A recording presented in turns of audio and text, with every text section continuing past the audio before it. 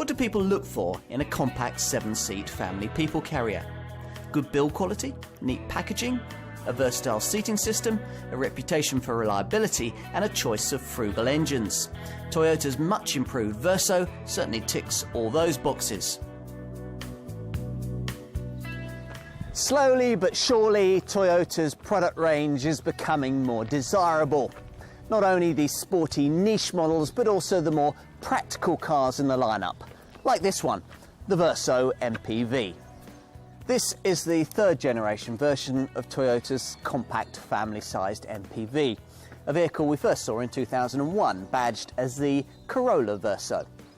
That model only had 5 seats, but a 7-seat design followed in 2004, before this Mark III version made its debut in 2009, also with up to 7 seats, but by now branded purely as Verso.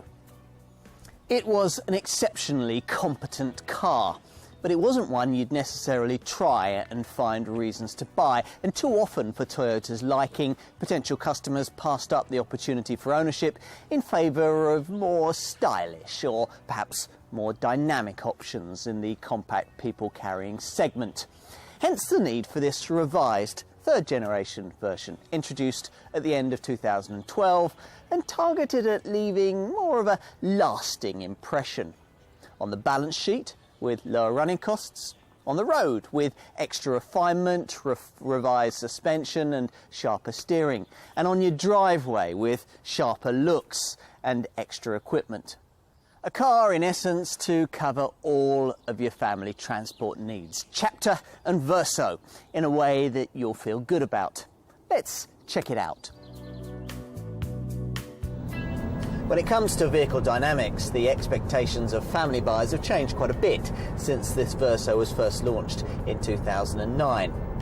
Back then, it was still quite acceptable for a car of this kind to exhibit a set of largely undemanding driving manners, but other brands have since proved just how much better than that a model in this segment can be. Toyota's engineers needed to try harder while still continuing to satisfy the vast majority of owners simply wanting comfortable A to B motoring. Essentially, this car needed to feel a bit sharper. It does. The body's more rigid than before, and the power steering's being tweaked for extra precision and feel. There's a revised suspension layout too, which will improve comfort and stability. And the difference all this makes? Well, if you own the original version of this third generation Verso, it shouldn't be long before you notice it.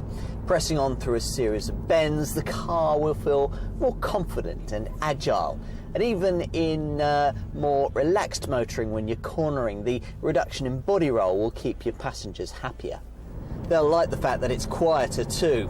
That stiffer body, sleeker styling and extra soundproofing see to that, ensuring that vibrations are far less intrusive, even at motorway speeds where it's no longer necessary to raise your voice to communicate with passengers in the rearmost row. Not even in the diesel version that most customers choose. There's no longer a D4D 180 variant, a really pokey diesel. So diesel Verso buyers must now be content with a 122 brake horsepower version of the familiar 2-litre unit. Like all Versos, it'll get you from rest to 62 miles an hour in 11 seconds on the way to a top speed of 115 miles an hour. If that's performance that you'd like to achieve through petrol power, then there are a couple of Valve-matic options.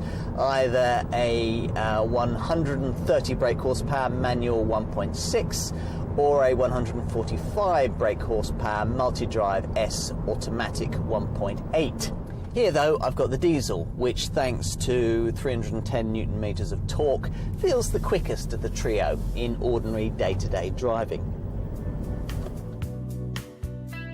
Toyota is keen to stress that the changes to this third generation Verso go a bit deeper than is usual with a mid-term facelift wash and brush up. In all, over 470 parts have been changed, 60% of them visible, and the car is also 20mm longer than before. What you'll notice most though is the brand's latest family face, the so-called keen look we first saw on the company's second generation Auris family hatch. It certainly gives this Verso a more purposeful stance, dominated at the front end by this large trapezoidal lower grille set within a redesigned bumper, and this smaller upper grille, which features a chrome-plated horizontal trim bar that runs the full width between sleeker headlamp units that incorporate daytime running lights.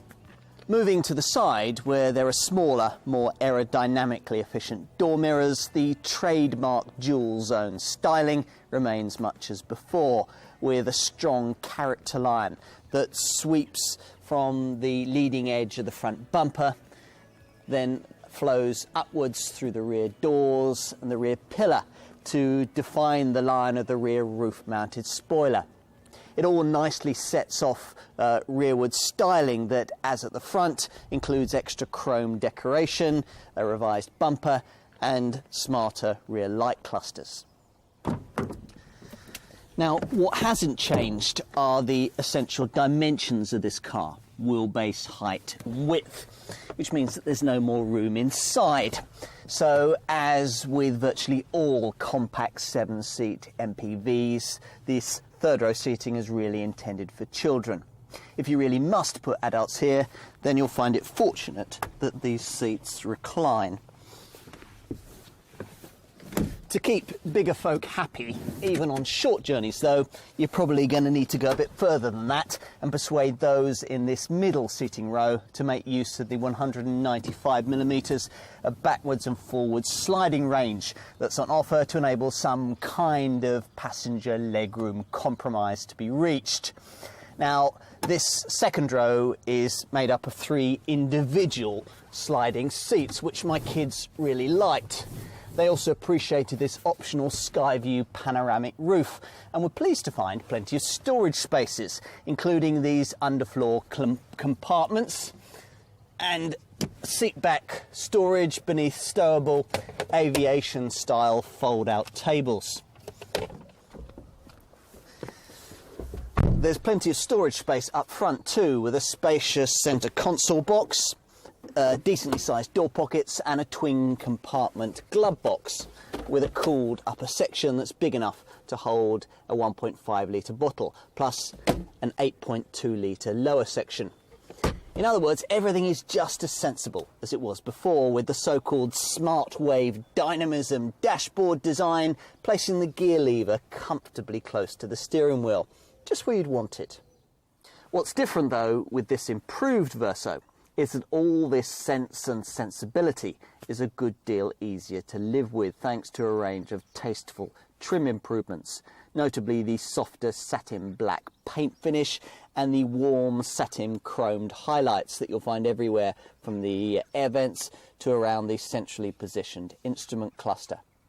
And boot space, well, with all 7 seats occupied, and that's an unlikely scenario for most buyers, you get 155 litres here, though there is an 11 litre underfloor compartment that's enough to hold 3 6-pack cases of 1.5 litre plastic bottles. Use the neat Toyota Easy Flat seating system that is said to provide up to 32 seating permutations, and fold this third row into the floor, and you increase your likely carriage capacity to 440 litres. In 7-seat models, that rises to 982 litres, with the middle seat also folded to create a totally flat surface that's 1,575mm long and 1,430mm wide. For some time now, Toyota's pricing has been sharpening against its rivals, and here's another case in point. Expect to pay somewhere in the £18,000 to £24,000 bracket for your Verso, which makes this car very competitively priced indeed. Only the base-trimmed entry-level petrol 1.6 offers the 5-seat only layout that very few potential buyers will want, given that a 7-seat version is only £500 more. Around half of all potential Verso buyers will want to pay the £1,500 premium necessary to graduate from the petrol 1.6 to the 2-litre D4D diesel variant I have here, a car and engine combination that's priced from around £21,500. If you're a petrol person and want to know how much more it would be to graduate up from the base manual 1.6 to the automatic multi-drive S 1.8, the answer is £1,500. That stacks up very well against the obvious opposition in the 7-seat compact MPV sector.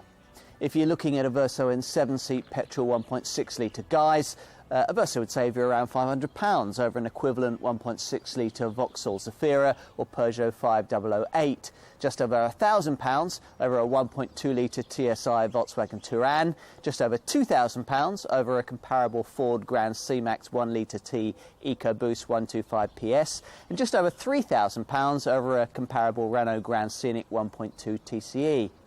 And none of these alternatives can match the base petrol Toyota's 130 bhp output or its performance. It's a similar story when it comes to comparisons with the Verso 2-litre D4D diesel that I've been trying here.